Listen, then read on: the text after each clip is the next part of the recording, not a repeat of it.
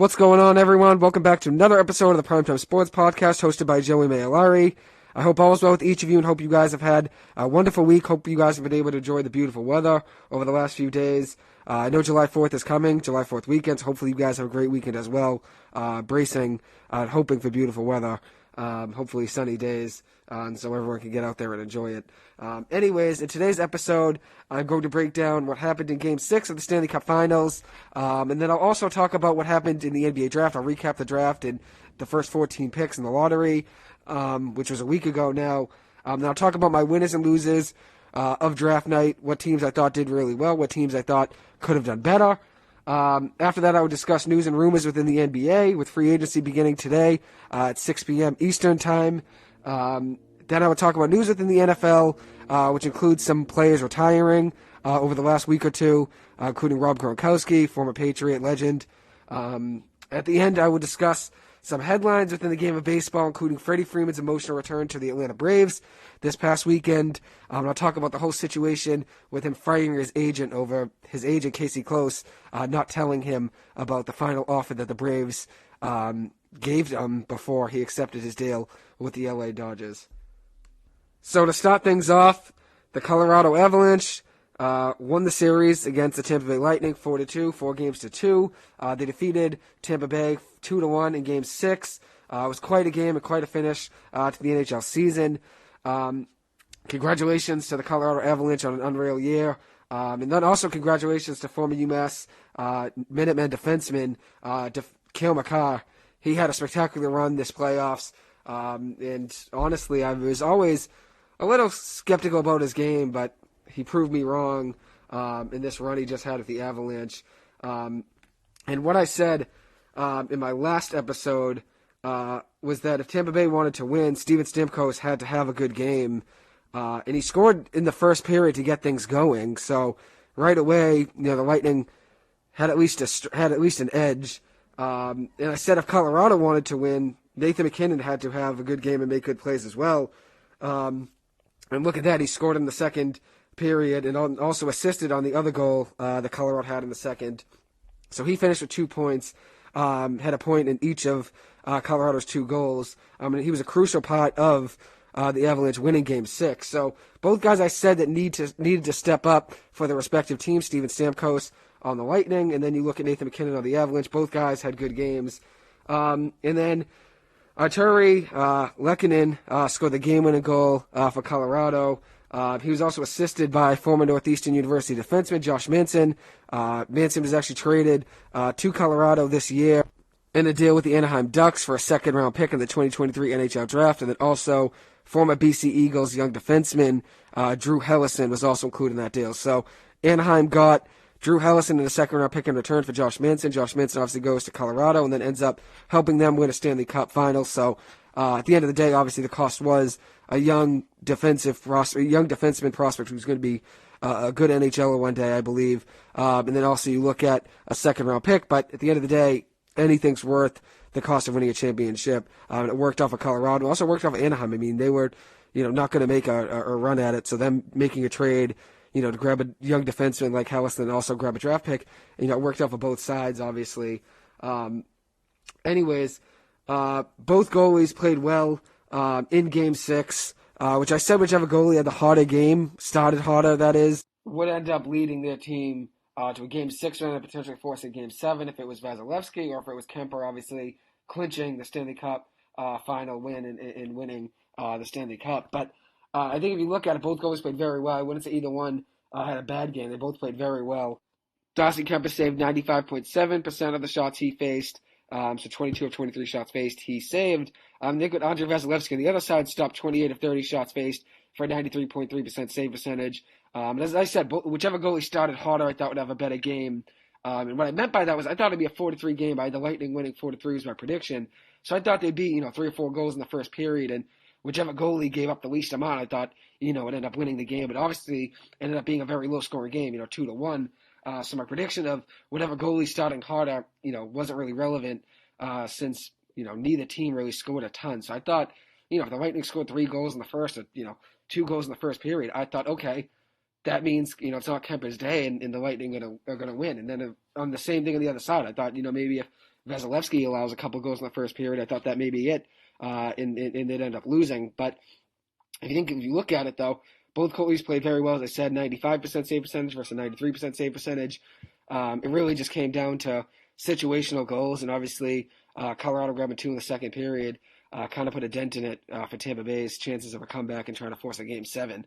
And then you look at, Colorado, how great of a run they had, and Cale Makar was a big reason they ended up winning the Stanley Cup Finals. And I was obviously critical of him when I was talking to Mike Curley about him.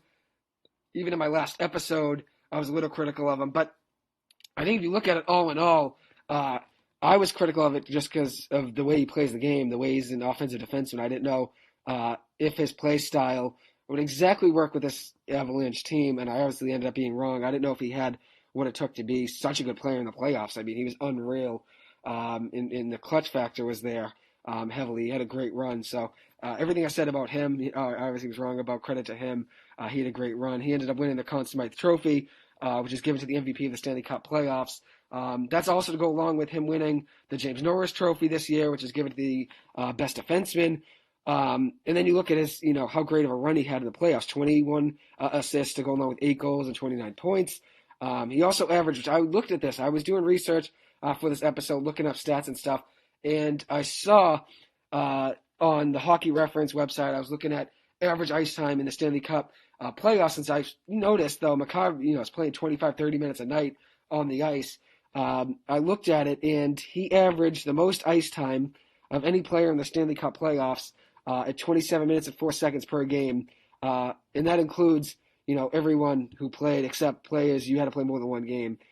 So he averaged the most ice time of any player in the playoffs this year for anyone who played more than one game. And as I said, 27 minutes and 4 seconds. So even with playing all those minutes, his production was still up. I mean, he didn't falter at all, really. I mean, his statistics stayed high. 8 goals, as I said, 21 assists, 29 points. I mean, that's a great run. So credit to him. Full due respect for how great of a run he had. And then you look at the Avalanche as a whole, they were a plus 625 odds to win the Stanley Cup Finals before the season. They ended up doing it, obviously. They ended up winning the 3rd Stanley Cup trophy in the franchise's history, and their first since 2001. And then another interesting thing which I found, and this is on the other side for the Lightning, Corey Perry became the first player in NHL history to lose 3 consecutive Stanley Cup Finals with 3 different teams, which that's really hard to do. Lost twice against the Lightning and then just lost with the Lightning. So tough run for him, obviously, in the last 3 years. Making it 3 times is very impressive, but losing 3 straight is obviously heartbreaking. And then you look at the injuries, too. These hockey players were tough as any in this Stanley Cup run. For the Avalanche, Nazem Kadri was supposed to miss 6 weeks with fractured parts of his thumb. He ended up fighting through it, playing through it. Obviously, ended up winning the Stanley Cup Final, so it's worth it. Then you look at Erik Johnson. He nearly retired last year and ended up winning with the Avs this year, so that's a really nice story there. Andrei Burakovsky has a broken foot and ended up still playing and persevering through that, and also a broken thumb to go along with it, which is absolutely nuts how much hockey players can fight through.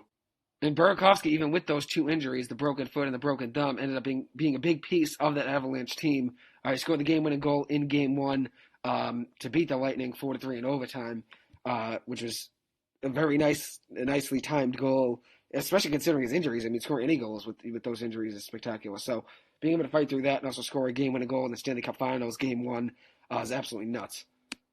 And then you also look at Bowen Byram, another guy on the Avalanche with a nice story of returning. He nearly retired before this year with multiple concussions.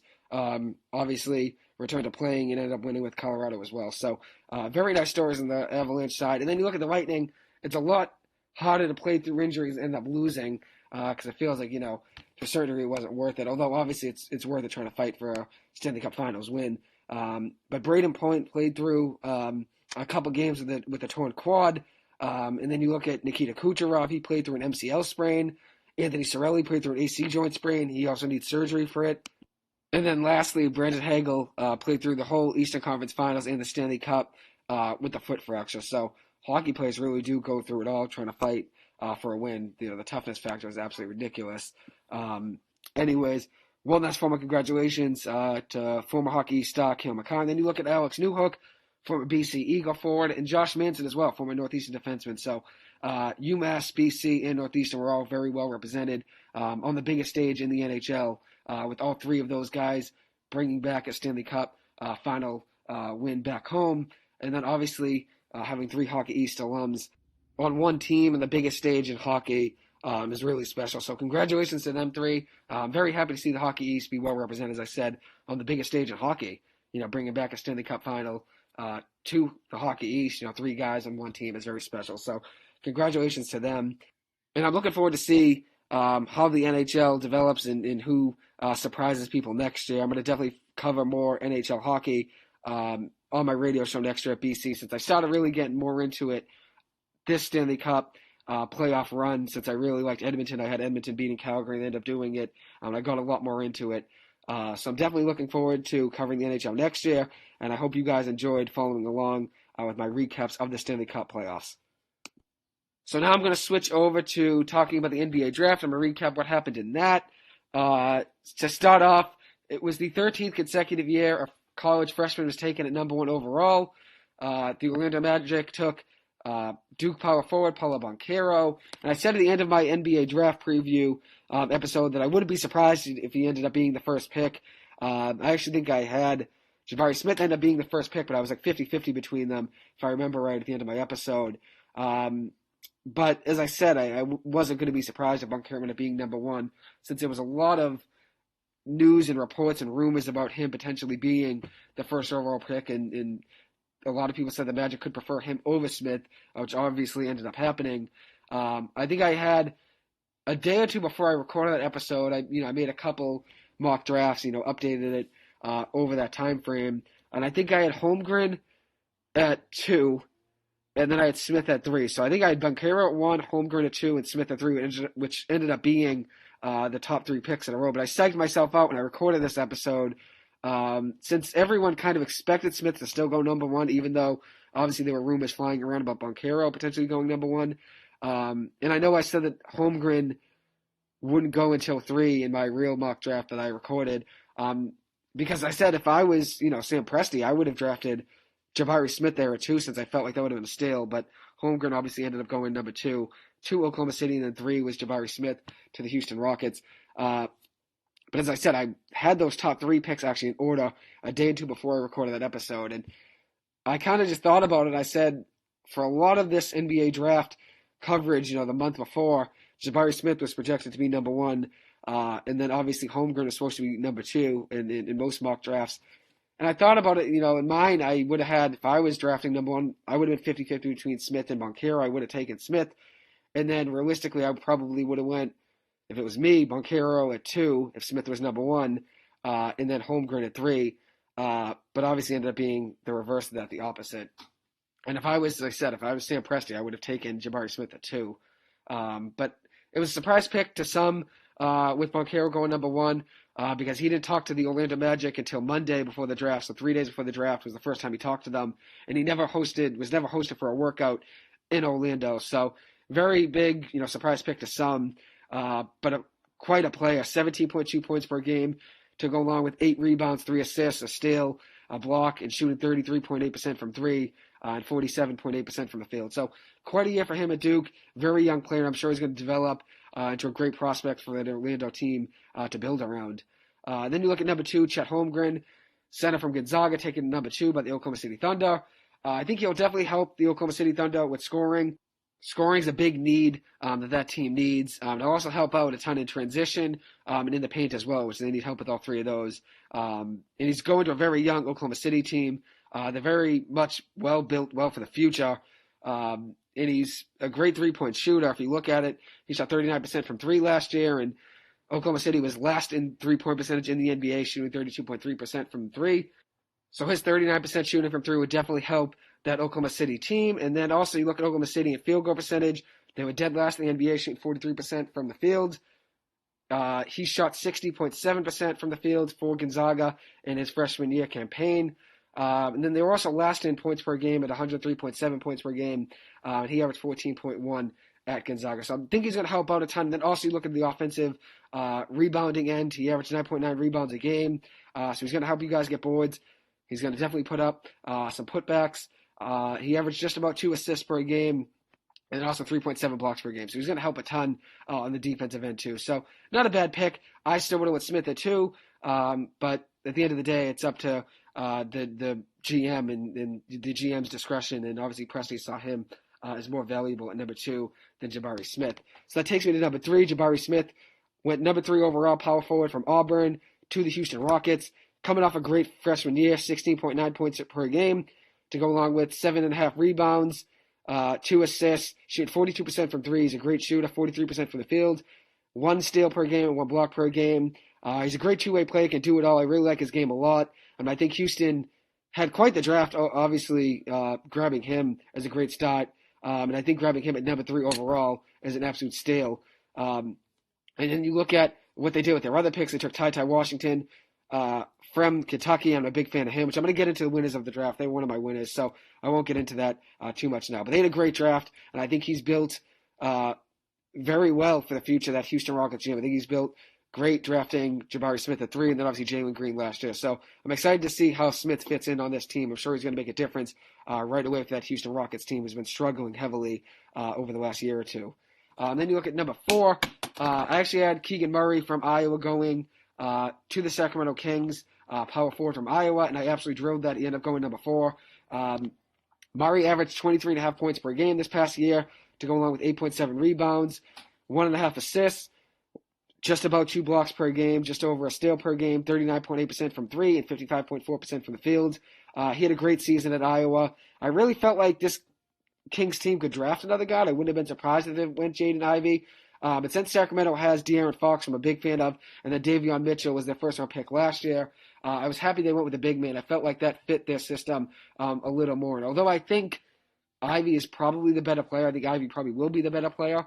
I think Murray fits better in Sacramento since they need help on the boards, in the paint. They need a big man, and I think he'll play very well alongside current Kings center Rashawn Holmes. So not a bad pick for the Kings. I think a lot of people were going at them for not taking Ivey, but I think at the end of the day, you really need to look at your positional value, and I feel like them grabbing a big man there, Keegan Murray, was a good pick.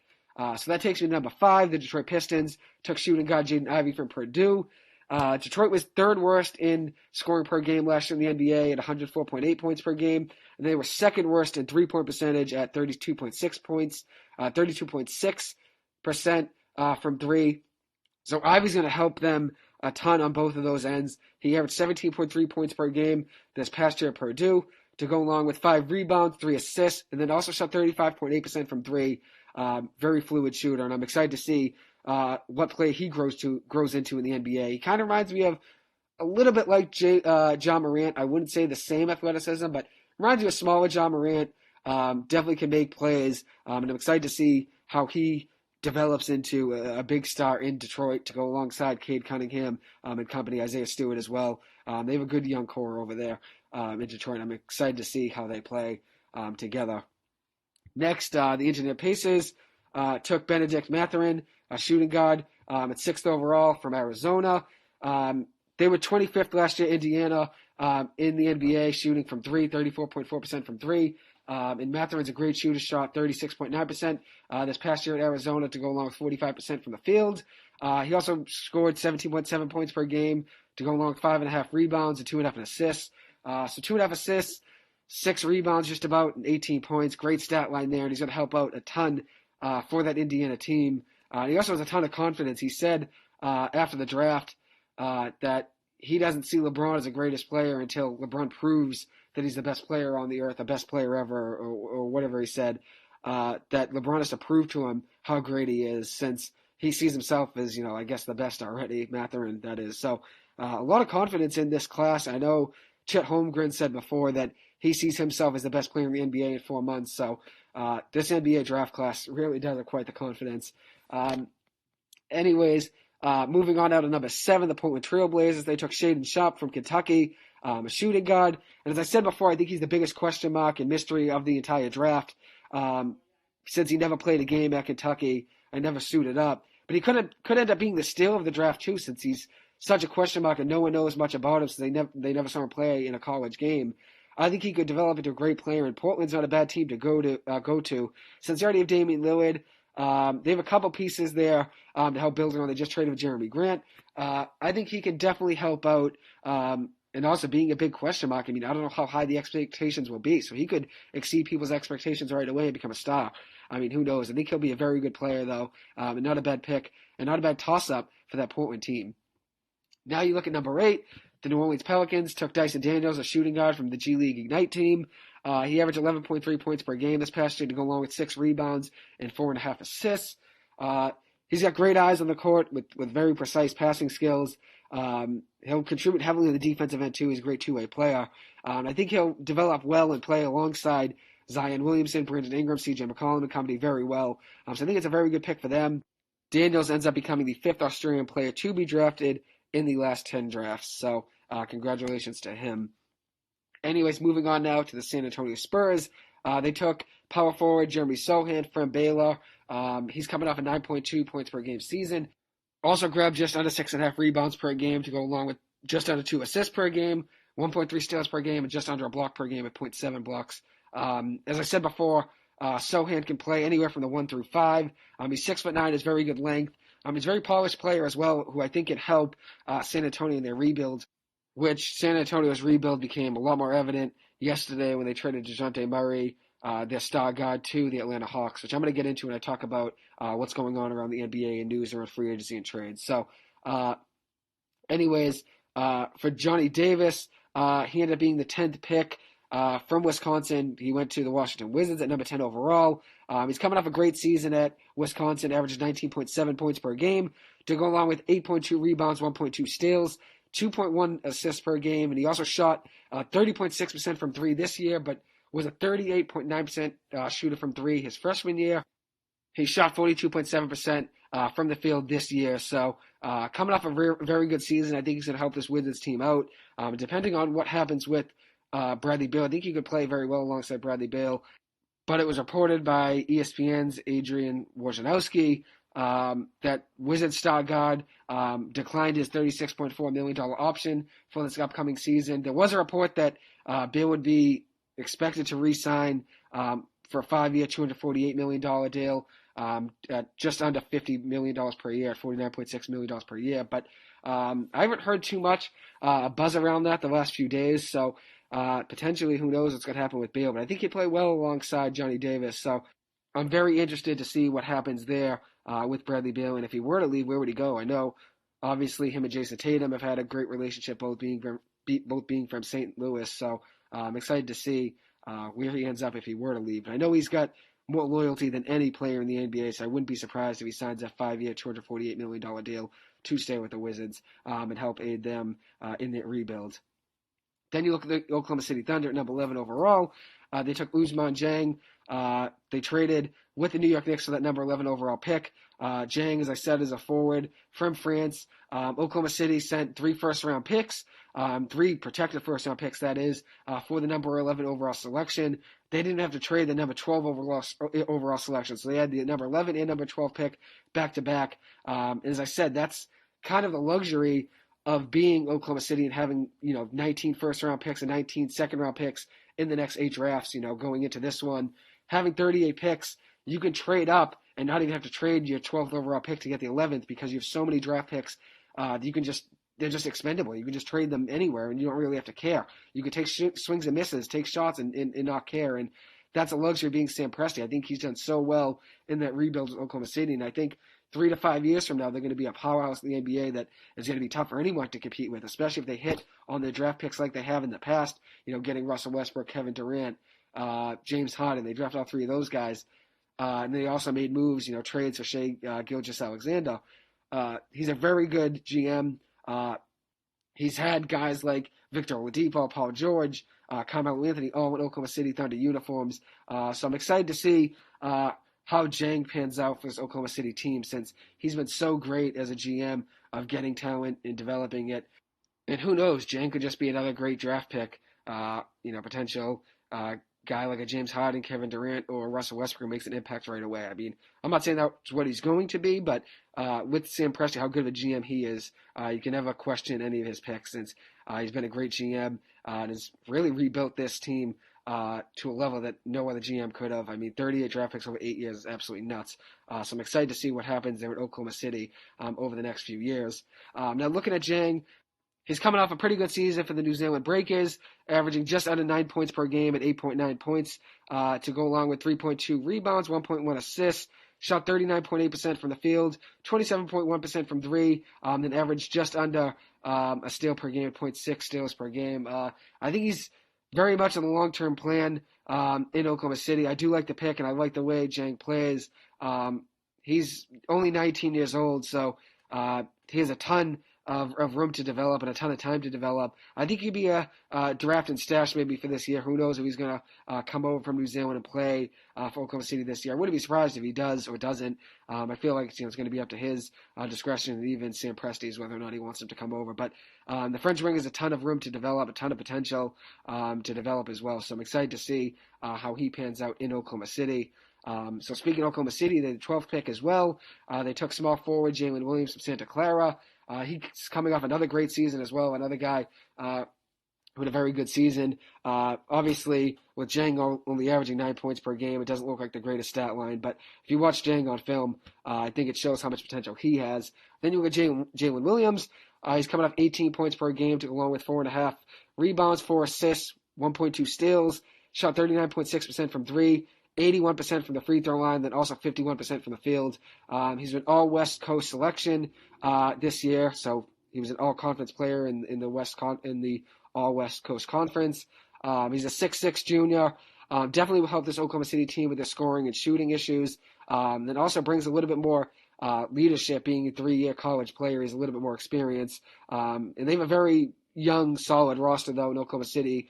They're going to be building around, obviously, former Kentucky star forward, that is, Shai Gilgeous-Alexander. They have Josh Giddey as well. They also added 3 picks in the top 12. They said Jalen Williams, Ousmane Dieng, then also Chet Holmgren. And they also have Lou Dort as well, who they just declined his player option for next year. But he's a restricted free agent, so they can still bring him back. But I'm excited to see how this Oklahoma City team pans out over the next 2 to 3 years. Now moving on to the 13th pick. This was yet another New York Knicks trade, which was very confusing how the Knicks traded their draft picks on draft night, since they weren't really reporting, the full trade details of any of their trades. It was really confusing for 25, 30 minutes. No one knew who was trading what and what the Knicks were getting. But anyways, they ended up trading that 13th pick that they got from Charlotte to the Detroit Pistons. And the Pistons drafted Jalen Duren, a center from Memphis. They get their center of the future, and they had themselves quite the draft, Charlotte. Adding a shot blocker and a versatile center like Duren is a great draft, and he'll protect the paint for them and crash the boards for years to come. He's coming off a very good season for Memphis, averaged 12 points per game to go along with 8 rebounds. He shot 59% from the field, and then also averaged 2.1 blocks per game. So he can help you on the defensive end and offensive end. Then also shot just under 60%. So he's definitely going to help them with some of their scoring woes at times. Detroit definitely had themselves quite the draft, drafting him and Jaden Ivey. Jaden Ivey was probably my favorite player in this draft. I think he's going to end up being the best player in this draft. He definitely has the highest ceiling, in my opinion, and probably the highest floor as well. I mean, I think he can be the best player in this draft with how much he could take over games. And then also you add a guy like Duren as well, like a center that you've needed in Detroit for years now. So Detroit had themselves a good draft. I'm excited to see how they play as well. Now moving on to the 14th pick, the last lottery pick, the Cleveland Cavaliers took Ochai Agbaji. I absolutely drilled that pick, forward from Kansas. I absolutely love this pick for Cleveland. He was a consensus All-American this past year, Big 12 Player of the Year. Was also the player of the NCAA tournament, MVP of it, Most Outstanding Player in 2022. Very good player. I think he helps out this Cleveland team a ton. He had a 3 in 37 of 39 games this year. Scored double digits in 37 of 39 games as well. Averaged 18.8 points per game to go along with 5.1 rebounds. He shot 40.7% from 3, so just under 41%. 41%. And then you look at he's going to a team that's already got a ton of depth and talent. They got Darius Garland, Colin Sexton, who's a restricted free agent. They're a great young backcourt there. And then you got Kevin Love. So you got a good vet. Isaac Okoro, another young, great player with a lot of potential. He's the 5th pick of the 2020 draft. You got Evan Mobley, another guy with a lot of great potential. He was the 3rd pick in the 2021 NBA draft. to go along with Jared Allen and Lauri Markkanen. They needed another wing, especially a small forward to his caliber, and I think he fits in well with this Cleveland team. They got a ton of depth and talent, as I said, and I'm excited to see what Cleveland does. I mean, they've needed scoring help. They were 25th last year in scoring the NBA at 107.8 points per game. So adding a guy like Ochai Agbaji is a great draft pick, and as I said, 18.8 points per game to go along with 41% shooting from three. I absolutely love this pick. I think Cleveland's going to be a surprise team in the East. I think they could definitely be a 5 seed, which I'm going to get into in a few minutes. I'll talk more about them. Now moving on to the Charlotte Hornets at 15, which I was only going to do the lottery picks, but I actually drafted, in my mock draft, I had Mark Williams going number 13 to the Hornets, and then I said, in my episode, I said, they have the 13th and the 15th pick for Charlotte, so they could draft him at 15 if they wanted as well. And lo and behold, Mark Williams was the 15th pick to the Charlotte Hornets, a center from Duke, at number 15 overall. I drilled them taking him, so I was happy with that, so I want to talk about him. Charlotte had the 13th and 15th pick, so as I said, they had the chances, they could take him either way, and the chance of him being there 15 still were pretty high. I mean, it ended up working out for them. He averaged 11.2 points per game this past year for Duke, to go along with 7.4 rebounds, 2.5 blocks, and also shot 72% from the field. He's a 7-foot center with a 7'7" wingspan. He'll definitely help protect the paint, help them on the offensive end, and help them block shots as well. So, great draft pick for the Hornets. Definitely helps them space the floor a little more now too. So now I'm going to talk about the LA Clippers and the Boston Celtics and who they drafted with their second-round selections.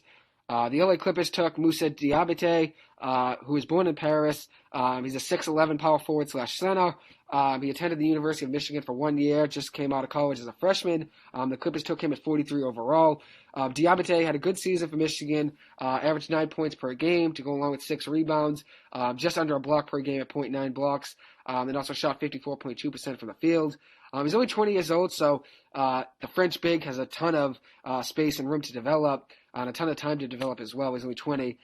He's not polished enough on the offensive end, so I don't think he'll get too many minutes on the Clippers. But I think he can definitely help out since, they only have Zubats as the only center now in the Clippers roster. If they were to lose Isaiah Hartenstein, which we'll see over the next day, what happens with him in free agency. So I think Diabate will get a few minutes a night, maybe 5 to 10 minutes a night would be my guess now. If he maybe starts in the G League, I wouldn't be surprised there either as well, since they could let him develop. But a very good pick by the Clippers, just to take a draft and stash type of guy like Diabate, let him maybe develop in the G League for a year, or even develop on the Clippers bench, and who knows, maybe a year or two from now, he could be a great rotation player for them, maybe as, the second center off the bench.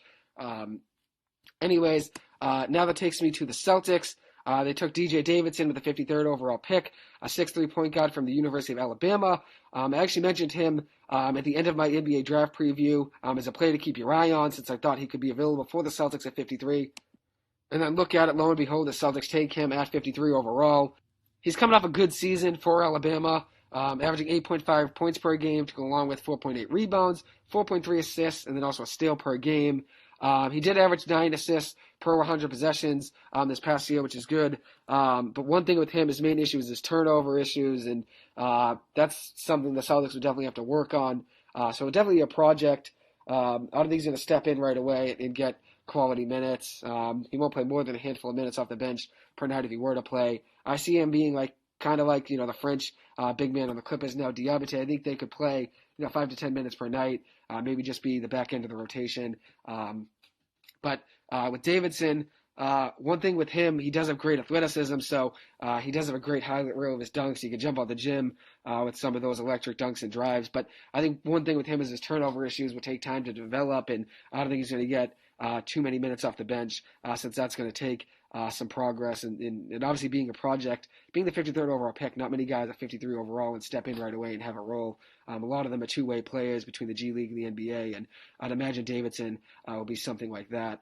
And Moussa Diabate, I think he has more of a chance to be on the Clippers roster than Davidson. I think Davidson probably starts out in the G League. But with Diabate, I think he's going to be on the Clippers roster since they really only have one center, and that's Zubats. And I obviously liked Diabate as well. Him being a French big man, as I said before in my last episode, I was following the French international players. So I like him being on the Clips. I think he fits in well with that system more than Davidson, I guess, does with the Celtics as of now. I think Davidson starts out in the G League, and I think Diabate starts out in the back end of that Clippers bench. Probably be the 14th guy on that bench. Maybe get 5 to 10 minutes a night. Maybe if there's a blowout or something, just to get some run in. So last part of my NBA draft talk, we'll be talking about some of my favorite draft prospects that I talked about in my last episode. I'm just going to highlight 2 of the guys I mentioned, and then also talk about who I had as winners of the draft and losers of the draft. So to start off, Ishmael Kamagati. I was a big fan of him. He's probably my favorite player in this draft besides Jaden Ivey. He's a 6'11" center from Paris. Played for Paris this past year. He's 21 years old. I would have loved to see him. I would have loved to have seen him be drafted by the Clippers at 43, the Celtics at 53. I knew he would have been gone by 53 for the Celtics, so I figured the only hope for him to be on one of those 2 teams were to be the Clippers at 43. He ended up going 46 overall to the Denver Nuggets. Denver actually traded back in to the second round to draft him. They traded back in the Portland Trail Blazers and then selected him at 46. Kamagati would probably be the Nuggets' backup center, I would believe, right away behind Nikola Jokic. I think he'll contribute, maybe get 10 to 15 minutes per night off the bench. He's coming off a really good season for Paris basketball, 11.3 points per game, to go along with 6.3 rebounds, just under an assist per game, 64.3% shooting from the field. He doesn't shoot threes at all, really, so he's going to be probably locked down in the paint, maybe a pick-and-roll guy, which he's very good at. And then also 1.6 blocks per game, too. So he's a great shot blocker. He's a great rim protector. He's a great anchor in the paint. I think that's what he's going to be. He's probably not going to develop an outside shot. But he's got great athleticism, too, for a 6'11" big. And he also has solid footwork as well in the pick and roll, which I talked about before with him and Juwan Begaron, who was the Celtics 2021 second-round pick. I really like his game, and I'm excited to see Kamagati play for the Nuggets this season. And now that takes me to the last draft prospect I want to talk about, and that's Hugo Besson, a 6'5" point guard, 21 years old. So he's the 7th-ranked point guard by ESPN. He played this last season with the New Zealand Breakers. He is a born-and-raised French basketball player. So as I said, I really like the international players a lot, since I think there's a lot of hidden gems overseas, since they don't get as many eyes on them as college players do for the most part. Anyways, he's coming off a good season with New Zealand, averaged just under 14 points per game, 13.9 points per game to go along with 3.9 rebounds per game, 2.5 assists per game, 38.5% shooting from the floor, and 30.6% shooting from 3. As I said, born and raised basketball player from France. Milwaukee Bucks drafted him at the last pick of the NBA draft, number 58 overall. I think he's a good shooter. He's not too athletic, but he's got a good mind for the games. I think he could, as I said, be another drafted stash guy for the Bucks. He'll probably stay playing overseas for another few years, but the Bucks will own the rights to him. So I'm excited to see what he does in the future as well. Anyways, now for the last segment of the NBA draft talk, my winners of the draft and my losers of the draft. So for my winners of the draft, to start off, I got the Detroit Pistons and Jaden Ivey as my first winner of the draft. My first winners, I should say. I think they both win. Ivey wanted to be a Piston more than anything.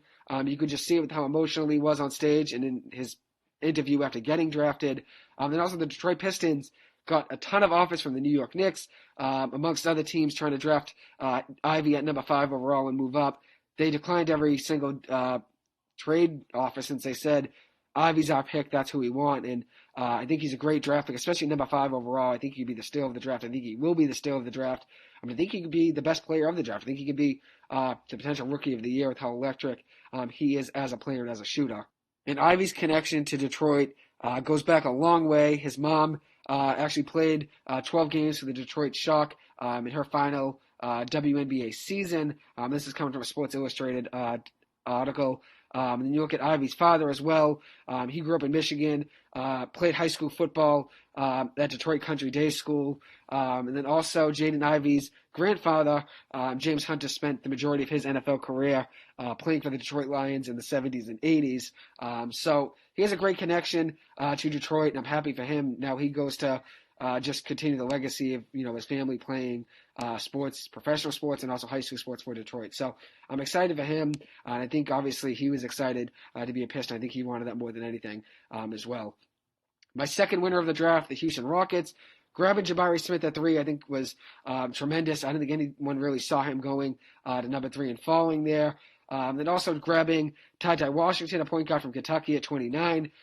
Smith and Washington, I think, were both great draft picks. I think both are kind of steals relatively where they were drafted. Smith being at number 3 was a surprise to many. I think Washington being at 29 was a surprise to many as well. Ty Washington's coming off a good year for Kentucky. He averaged 12.5 points per game to go along with 3.5 rebounds, 3.9 assists, 1.3 steals. He shot 35% from 3 and then 45% from the floor. He also became the 15th University of Kentucky guard to go in the first round since 1988. And no other college program has had more than 5 over that span. So it just shows Kentucky really does develop point guards and guards in general, shooting guards and point guards, and put them in the NBA better than anyone. And that includes guys like Shai Gilgeous-Alexander, Devin Booker, Jamal Murray, De'Aaron Fox, Malik Monk, just to name a few. Kentucky loves putting guards in the NBA, and that's just what Calipari's great at. And that's why I'm a fan of Kentucky. I became a fan of them because of De'Aaron Fox, and ever since then, I've been a big fan. I like Washington's game, so I'm excited to see him play for the Rockets. I think he can play a good role for them this season. And then you look at what they did with their other pick. The Houston Rockets had the 17th pick and took Tyree Eason, a power forward from LSU, who can play too. So they have 3 very good first-round picks at number 3, number 17, and number 29 overall. So I'm excited to see how they play. Then you look at my last winner of the draft, the Cleveland Cavaliers, taking Ochai Agbaji at number 14 overall. As I said, I'm truly excited to see this Cavs team play. They were the 8th seed last year, but I see them potentially being a top 5 seed in the NBA. The sky's the limit for this team with how much young talent they have. And then also you look at, they have a lot of vets too on the team that are very good. Kevin Love, Jarrett Allen. This team is going to make some noise in the East, and I'm excited to see them compete. So just as I took a break between filming, the first half of this, recording it, and then getting ready to do the second half, huge news within the NBA, which I'm going to get into. Maybe I'll finish talking about the NBA draft, then get into it. Huge news within the NBA. Kevin Durant has requested a trade out of Brooklyn, which means that realistically Kyrie Irving's going to be leaving Brooklyn as well.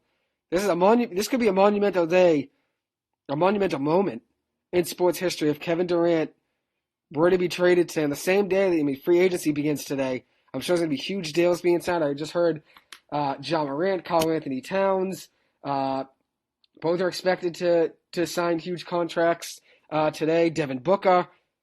This is going to be, and Nikola Jokic, this is going to be a huge day in NBA history. And part of it, if Kevin Durant were to be traded, no matter who signs where and who does what, Kevin Durant being traded, if he were to be traded today, would be a bigger headline than anything that happens here, no matter who signs where, no matter who gets what money and whatnot. Kevin Durant requesting a trade out of the Brooklyn Nets organization, which honestly, things just didn't go their way. They traded for James Harden. That didn't work out. They traded for Ben Simmons, moving on from him. That didn't work out. Kyrie Irving opts in. A couple days later now, Kevin Durant requests a trade. So clearly he didn't want to play anymore with Kyrie, and I think he just figured it's time to really rip this apart and tear things up and find a new home. And a very monumental moment in sports. As I said, I don't think there's any other player in sports history that was traded at this caliber, at this level. He's still in his prime, just averaged 29.9 points per game this past year. I don't know if there's any player in NBA history that's been traded at this level of their game in their prime, especially in today's day. He's going to get the Brooklyn Nets GM, Sean Marks, he's going to get so much in return for Kevin Durant. It's going to be, as he said, he wants a historic return of picks and players, and he's going to get just that. Sean Marks, the Nets GM, he has to do this right, though, because you're not going to trade a guy of Kevin Durant's caliber twice. You really have to get it right this one time. You're not going to, if you were to get something you're not a fan of in return, there's no going back. You need to make sure you get this trade right if you are the Brooklyn Nets. I'm excited to see what they were to get. But anyways, breaking news, Kevin Durant, as I said, I'll repeat, just requested a trade out of the Brooklyn Nets a little with over an hour ago. Adrian Wojnarowski of ESPN said that already within that past hour, half the NBA has made calls to the Brooklyn Nets, which is unsurprising. Kevin Durant's a top 2, top 3 player in the NBA. Whoever you want to order who, LeBron, Giannis, Kevin Durant, that's the top 3 in my eyes. It's going to be a huge day in the NBA if he were to be traded today. I think they'll probably take another day or two, but imagine him getting traded on the first day of free agency. with guys like Karl Anthony Towns getting, max contracts. He's eligible for a 4-year, $211 million extension. Then you got Nikola Jokic, who's going to get a max deal today. Devin Booker, potentially, and Ja Morant, all reported.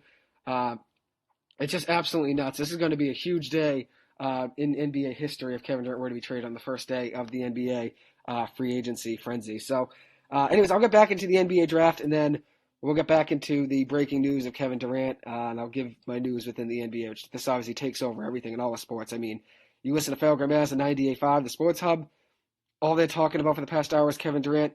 ESPN, all they're talking about now is Kevin Durant. You look at Twitter, any part of social media, Instagram, Twitter, everything is talking about Kevin Durant requesting a trade. And that just shows how good a player he is, too. I mean, he broke the internet. Anyways, now I'm going to get to my losers of the NBA draft. Quite a transition from Kevin Durant to this. Considering, Kevin Durant is obviously a more important story than anything going on with the NBA draft at this rate. But anyways, so I got a couple losers of the NBA draft. Only one real one, and then the other one was just, I wouldn't have taken one guy over the other. My first one is the New York Knicks. So the Knicks, coming into the draft were 27th in the NBA in field goal percentage, shooting 43.75% from the field. They were 26th in the NBA in scoring with 106.5 points per game. And then you look at it, they had a first-round pick at number 11 overall, and they decided to not do anything to improve the current state of this team. They traded out of the first round of the 11th pick, ended up getting the 13th pick, and then traded that as well, which I'm going to break down all their moves. But they didn't have any help. This Knicks team has a lot of holes. I just said scoring-wise, field goal percentage-wise, shooting-wise. And they did nothing to help that.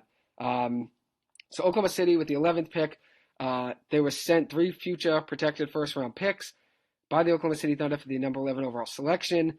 And those picks ended up being the Pistons and Wizards first-round picks in 2023, the Bucks 2025 first-round pick, and then the 2023 first-round pick from Detroit is a heavily protected one, 1 through 18 in 2024, through 2024, and then protected 1 through 13 in 2025, and then protected 1 through 11 in 2026, and protected 1 through 9 in 2027. Then you look at the Washington Wizards 2023 first-round pick. That's protected 1 through 14 in 2023, 1 through 12 in 2024, 1 through 10 in 2025, and then 1 through 8 in 2026. And then the last first-round pick was via Denver, and that is protected 1 through 14 until 2025. So then the Knicks take 4 future second-round picks and Denver's 2023 first-round pick that they just got in that trade from Oklahoma City and traded to Charlotte for the 13th overall pick.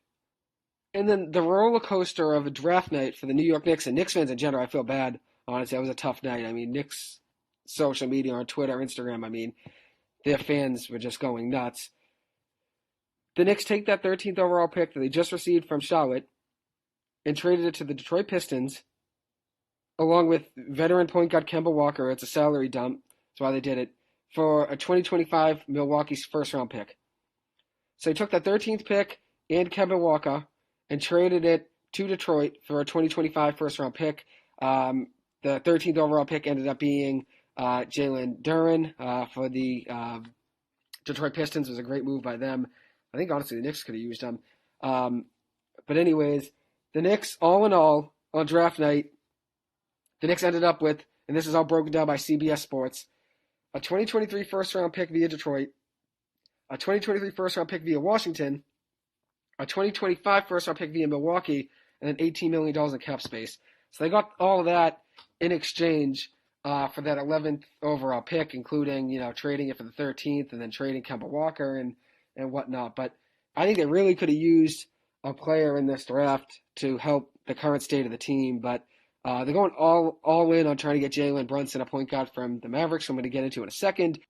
They're trying to clear enough cap space to get him a 4-year, $100 million contract. And they got $18 million in cap space on draft night. But if it were me, I would have wanted them, if I were a Knicks fan, I would have wanted them to have taken a player at the 11th overall selection. But that's just how, the ball rolls sometimes. And I think the Knicks were a loser of the draft. And then the second team, the Oklahoma City Thunder, I just praised Sam Presti, their GM, for always doing so well with drafts and then also rebuilding.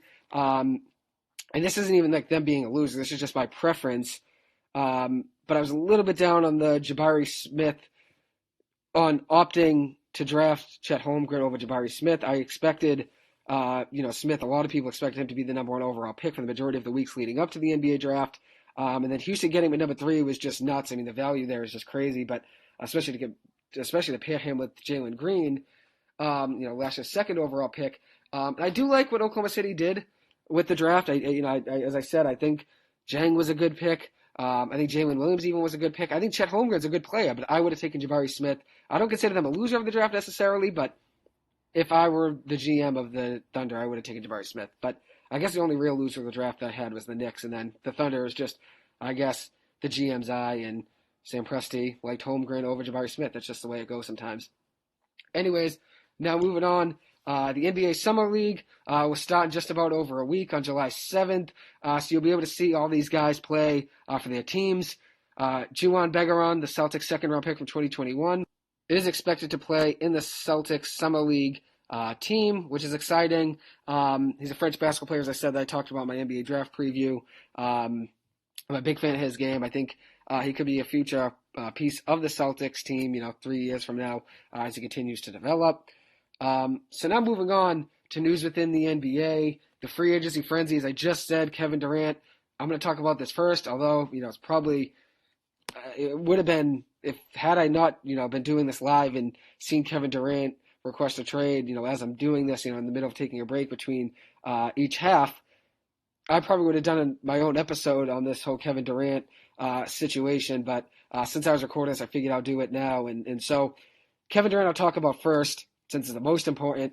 As I said before, just over an hour or so ago now, Kevin Durant requested a trade out of Brooklyn. And in the matter of an hour, over half the league has already sent calls in to the Brooklyn Nets GM, Sam Marks, which is unsurprising. And according to Woj, it is expected and likely now that the Brooklyn Nets will also be losing Kyrie Irving just days after he opted in to hit the final year of his contract. For Kevin Durant, 2 teams that are his preferred destinations, the Miami Heat and Phoenix Suns. But I think Brooklyn will end up just taking the best trade package available, and they don't really have to please Kevin Durant by trading him to what he wants. Since at the end of the day, this Brooklyn team doesn't even own their next 4 first-round picks.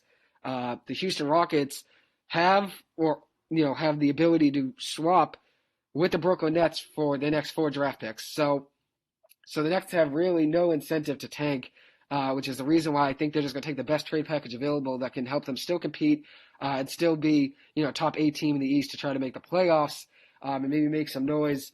But whatever happens with Kevin Durant, I think will be one of the most monumental moments in sports history, because I don't think there's ever going to be a trade package as heavy as this one, because there's not many superstars, which I was just listening to Brian Windhorst on ESPN, and he's right.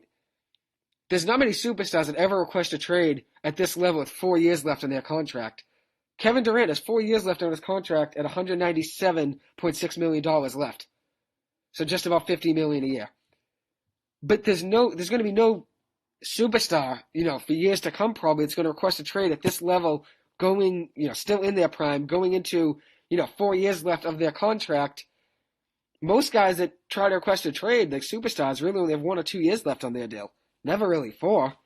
So Kevin Durant having 4 years left, I mean, this is why I think it could be a huge, huge day in sports history. Since a player of Kevin Durant's caliber, too. I mean, you just think about it. He's a top 3 player in the league, top 10 to top 15 player ever, one of the best one-on-one players ever, too, unstoppable offensively. I just wonder what teams are going to offer for him. I think it's going to take 3 players, like an all-star, 2 really good role players to young stars, and then also probably take 3 to 4 first-round picks. So let's say the Boston Celtics. I know a lot of people want the Celtics to try to make a move for, which I don't think they're going to, since it's going to cost a ton. But let's say I were the GM of the Celtics, and hypothetically, this is what I think it's going to cost. I think it would cost the Celtics 2023, 2024, and 2025 first-round picks. So 3 first-round picks. It would cost one of these 2, Jaylen Brown or Jason Tatum. Realistically, you're not going to get Kevin Durant without trading Jaylen Brown or Jason Tatum. The Nets are going to want one of them. That's a reality of it. Obviously, it's tough knowing one of them's going to have to go. But if you were to trade for him, Brown or Tatum, one of them's gone. Robert Williams will be gone as well. A young rim protector. The Nets need help, obviously, in the paint, especially if you're losing a power forward like Durant. And then also even maybe Marcus Smart. I think that could be even included. I don't know, what other teams are offering, but I'm sure teams are throwing out their entire team and all their assets, draft picks wise and young stars wise and all stars wise, to try to make this happen. And I don't think the Nets are going to hand him away. He's still in his prime with 4 years left on his deal at around $197 million, so just about $50 million per year. And he's coming off a season where he averaged 29.9 points per game, 7.4 rebounds, 6.4 assists, 0.9 steals, 0.9 blocks, 38.3% shooting from three, and 51.8% shooting from the field. They're not going to trade him for nothing. And you have to think about this. If the Celtics were to trade for him, I think you're giving up more of your future than you're going to gain by getting Durant. I think Durant's a great player, as I said, a top 3 player in the NBA, top 10 to 12, 15-ish player ever. But I think if you're trading for Kevin Durant, I think it's too much to give up 3 or 4 first-round picks, probably Jaylen Brown, because I don't think they'd trade Jason Tatum. If I were to choose between who I'd trade, let's say, it was my decision between Jaylen Brown and Jason Tatum, I would trade Tatum, and I'd keep Jaylen Brown. You guys know that I've talked about it many times on this podcast. I think Jaylen Brown's a better player and more of a team player as well. Tatum faded away completely in the NBA Finals. But that's the hard thing. It's just crazy to think about that if you want to trade for a superstar of this caliber, you have to give up just about your entire future of young players and draft picks. And who knows what the Nets are going to get, but they're going to take the best offer available. And then they're also going to trade Kyrie Irving as well, I'm sure. And as I'm speaking here, a report comes out that KD and Kyrie possibly teaming up again is almost certainly a possibility, or it is certainly a possibility. They want to continue to play together, but the sense is they don't want to do it in Brooklyn anymore. Wow. I mean, this is going to be a wild NBA offseason. It's going to be wild next week of free agency and trades. I'm sure there's going to be a ton of offers and packages that are floating around on social media and Twitter and everything. But I'm really excited to see where Kevin Durant goes. But as I said, I think if the Celtics were to do it, I think it costs more than what you're gaining with Kevin Durant, since you're going to have to give up 3 firsts, Jaylen Brown, Robert Williams, and maybe even Marcus Smart. Who knows? I mean, maybe even 4 first-rounders. Who knows what Sean Marks is asking for? But as Woj said, he wants a historic return of players and picks. And you're not going to get a monumental superstar, a generational talent like Kevin Durant, without trading either Jason Tatum or Jaylen Brown. I would trade Tatum, as I said, if I were to pick one. But I think at the end of the day, the Celtics hold still and don't make a move here. Even though, obviously, Kevin Durant likes Ime Udoka and is said to have liked Jason Tatum, I don't think the Celtics make a move here. I think it's a very risky move, especially considering you're trading away your whole future. If you were not to win a championship, it's a complete bust of a trade. Whoever trades for Kevin Durant and they don't win a championship, I mean, that trade's an absolute bust. You have to win if you make this trade and give up that much. And who knows? I mean, the Phoenix Suns obviously have a good amount of young talent. The Miami Heat, I mean, the depth isn't really there. There's some young pieces, but nothing crazy where they could make I think they can't trade. I saw they wouldn't be able to trade Bam Adebayo for Kevin Durant. So I don't think Tyler Hero and, picks are enough to get Kevin Durant to Miami. And then you look at the Suns. I think if the Suns were to trade for Kevin Durant, it's going to be a sign and trade. DeAndre Ayton, probably draft picks, a ton of draft picks, maybe another young piece or two. But I think if they were to make a trade, Kevin Durant, if he were to go to Phoenix, there's no way DeAndre Ayton's not in that deal on a sign and trade, especially considering the Phoenix Suns do not want to pay him $30 million a year or whatever his ballpark is. I think it's around 30 right now. But anyways, Kevin Durant requesting a trade, biggest piece of news on the day, and completely threw away my whole second half of this podcast, since I thought I'll film the first half, take a break, come back 25 minutes later and get back into it. But I really took an hour off because it was all about Kevin Durant. I was listening to all, everything Woj was saying and Felger and Maz on 98.5 The Sports Hub and what everyone's opinion was, and it really took me away. I mean, that's how big of a moment this could be in NBA history, trading a guy like Kevin Durant. You just probably won't see it again. And before I move on to other news within the NBA, because that's what this next segment was going to be, was news within the NBA. It was going to be about Russell Westbrook and Kyrie, opting back in, and John Wall to the Clippers. But the biggest piece of news, obviously, is Kevin Durant requesting a trade out of Brooklyn. And I thought about it.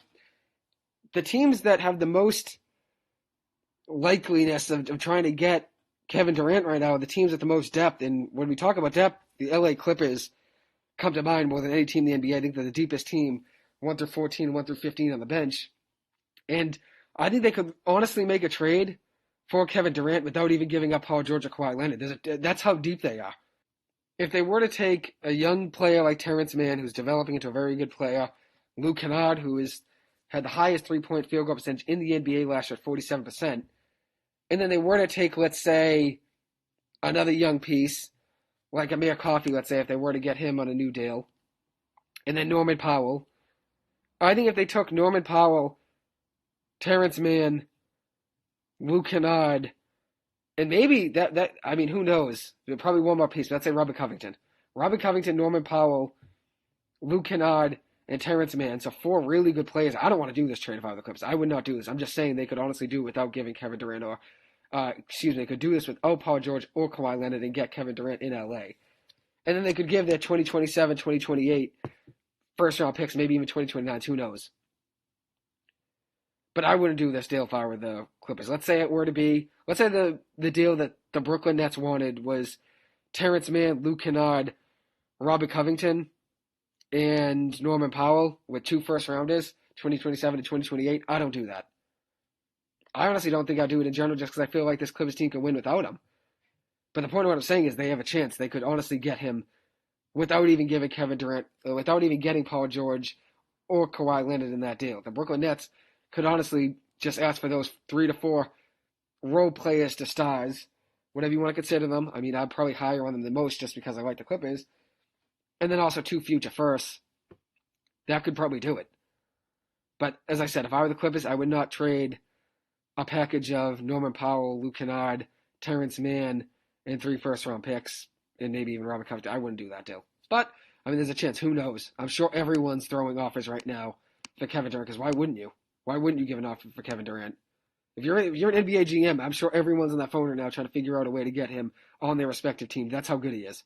If you're an NBA GM and you're not at least trying to call to the Brooklyn Nets and see what they would want in return, and at least just fielding offers in return and just, listening and doing your due diligence, you're not doing your job. If you're an NBA GM and you're not at least trying to get Kevin Durant in your respective team and just listening to what it would be in return, you're really not doing your job of trying to improve your team. But at the end of the day, I'm sure everyone's throwing offers out there because why wouldn't you for Kevin Durant? So now I'm going to move into my segment of news within the NBA besides the Kevin Durant request for a trade. And that starts with Russell Westbrook exercised his option for the 2022-2023 NBA season. He's got a $47.1 million option to return to the Lakers this year, which is the second highest salary in the NBA this year. First is Steph Curry, and then Russell Westbrook's at number 2. The Lakers have been trying to trade him, but it is expected now over the last day or so they're going to keep him from reports. And check out my 7th episode. If you want to see how much I support Russ, because I don't want to get into the whole segment again, since I already gave you a 10 to 15 minute run about why Russell Westbrook is not the problem in LA. Go listen to it. It's in my 7th episode. The timestamp's there too.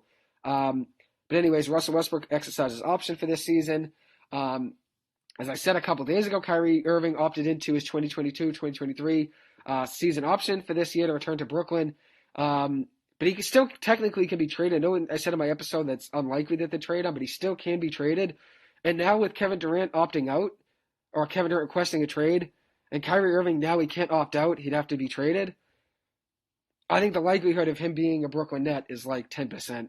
I think he's gone. I think Kevin Durant's gone, obviously. I think Kyrie Irving will be on another team. I think he played his last game as a Brooklyn Net. I think Kevin Durant obviously did too. But I think Kyrie Irving, a 10% chance he returns to Brooklyn. Still technically under contract for this year since he opted in, so it'd have to be a trade. But I don't see him being a net if Kevin Durant isn't there. And so this could be the end. This is the end of the Kevin Durant and Kyrie Irving era in Brooklyn. They finished their career together with 6 playoff wins together, 7 playoff losses, and only 1 series win with both of them on the same team and, both healthy on the floor. So that's an absolute disaster, especially considering the high expectations the Nets had after getting these 2 guys. When you get Kevin Durant and Kyrie Irving, your expectations are to win at least 1 championship, maybe 2 or 3. And they only won 1 playoff series together? I mean, that's an absolute failure. And then you look at it. Failure, obviously not winning, they don't really have young pieces to even to compete for a championship now. If you trade those two guys, I mean, they're going to get guys in return, but they're not going to be a contender. And then they don't have any draft picks, so they traded them all to the Houston Rockets to get James Harden. So I don't know what the Brooklyn Nets are going to do. I'm sure they're going to try to get a ton in return just to be able to compete, since they don't really have any incentive to try to lose games or tank to try to get a higher draft pick, since Houston owns all of them. The next four has the rights to their next four first picks or a draft swap. So it'll be very interesting to see what happens there. But the end of an era in Brooklyn. Now moving on to the LA Clippers, signing point guard John Wall. After he clears waivers after being bought out by the Houston Rockets, I believe his deal for this upcoming season, he opted into a deal for $47 million, which I mentioned in an episode or two ago now. He opted into his deal for $47 million, and then he negotiated a buyout with them, gave up $6 million in order to be bought out. After he clears waivers, he is expected to sign with the LA Clippers. I think he's the point guard this Clippers team really needed alongside Reggie Jackson, since they really only had one true point guard on the roster that would get quality minutes. I don't think Jason Preston was really going to get any, but I think Tyronn Lue is the perfect coach for John Wall to try to revive his career. If you look at it, Nick Batum went to the Clippers almost at the end of his career, completely revived his career. Reggie Jackson as well thought he was going to retire, when he was with the Pistons. Goes to the Clippers because Paul George gives him a call. Ends up saving his career. If you look at it, the LA Clippers really are like a safe haven for guys that are trying to revive their career and get back on track. And I think John Wall is in a perfect position to get himself back into the NBA and back into talks of being, one of the shiftiest, fastest point guards in the league. I don't think he's going to be the exact same player, but his blazing speed before all the injuries was nuts, and I think he can still be a really good point guard. So I'm excited to see him in a Clippers uniform. Next with the LA Clippers, Isaiah Hartenstein is favored to land with the Orlando Magic. I still want the Clippers to keep him, though. Terrence Mann was reportedly saying on Twitter that he's been in Hartenstein's corner trying to get him back to LA. And supposedly Hartenstein wants to return to the Clippers, and even posted himself yesterday working out on his Instagram, shooting around in a Clippers shirt and Clippers shorts. So working out Clippers gear yesterday, I thought was a good sign for him to return. But I guess Orlando's offering him around 4 years, $32 million, about $8 million a year. And the Clippers can only offer him, reportedly, only $2 to $3 million per year, or $2 to $3 million for this upcoming season. Then after that, he could be eligible for a bigger extension. And we all know Steve Ballmer has the money, the Clippers owner, richest owner in the NBA by far, one of 9 people in America with $100 billion, which I just learned yesterday. But he has the money to spend, but obviously the cap space would be the issue. And I think after this year, he could be eligible for a bigger contract. But if he were to come back to the Clippers, it'd be on a smaller deal, maybe $2 or $3 million. He'd be sacrificing, probably $30 million, since they'd get around $32 million over 4 years in Orlando. But I think him wanting to go back to the Clippers and sacrificing $20 to $30 million extra in guaranteed money is a testament to how good of a coach Tyronn Lue is and how much the players have bought in to the LA Clippers locker room. If guys want to go back to the Clippers and try to win a championship and compete and fight for one another every single night and are willing to sacrifice $30 million when Hartenstein really hasn't even gotten a big contract yet in his career, that's really just a testament, as I said, to how good of a coach Tyronn Lue is and how Steve Ballmer set up this team to succeed. Guys want to go back to the Clippers and lose out on $30 million when they haven't even gotten paid over their career because they want to stay in LA and stay in a Clippers uniform. That just shows how the Clippers really have something special in LA. If Hartenstein's even considering, even if he doesn't go back to the Clippers, him considering going back to the Clippers right now and giving up $25 to $30 million extra just for a chance to stay a Clipper is a really reassuring sign to me as a Clippers fan, saying that things are really special in LA. And guys want to stay on the Clippers. They don't want to leave. Nick Batum doesn't want to leave. He's reportedly working on a 3-year, $30 million contract extension, which isn't official. And then the Clippers just re-signed Ivica Zubac, starting center, to a 3-year, $33 million extension. Zubac is coming off a really nice season for the Clippers, 10.3 points per game, 8.3 rebounds, a block per game, and started in all 76 games he appeared in. Stayed healthy for the most part this year, too, which was really good for that Clippers starting lineup, since obviously not having Kawhi Leonard, Paul George, and Norman Powell for majority of the season. There's a lot of mismatching with those starting lineups. But Nick Batum, Reggie Jackson, and Ivica Zubats were, for the most part, staples in that starting lineup. Were usually always healthy and in it. Anyways, as I said before, I think the Clippers have the most depth in the NBA, and I think it's really amazing when you think about it. They just signed John Wall. He might not even start on this Clippers team. He might be the sixth man, or if he were to start, Reggie Jackson would be probably the sixth man. I think right now this Clippers team is set up to win the NBA Finals. I think they are the favorite in my eyes. I can't think of another team in the NBA or sports in general that are this deep. The depth on this Clippers team is absolutely nuts. Let's say right now the starting lineup is Reggie Jackson at point guard, Norman Powell at shooting guard, Paul George at small forward, Kawhi Leonard at power forward, and Ivica Zubats at center. Your bench includes Robert Covington, Terrence Mann, John Wall, Luke Kennard, Nick Batum, Amir Coffey, Marcus Morris Sr., Brandon Boston Jr., and Moussa Diabate. And maybe even Isaiah Hartenstein if he were to stay with the Clippers. Take away the last two guys, because I don't know if Brandon Boston Jr. and Moussa Diabate are going to get that many minutes.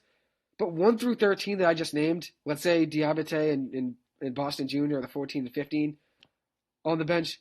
1 through 13 is the most depth and the most talent I've ever seen on a single team. From superstars with Paul George and Kawhi Leonard, to stars like Norman Powell, and then to great role players like Reggie Jackson and Luke Kennard and Terrence Mann and Amir Coffey and Marcus Morris Sr.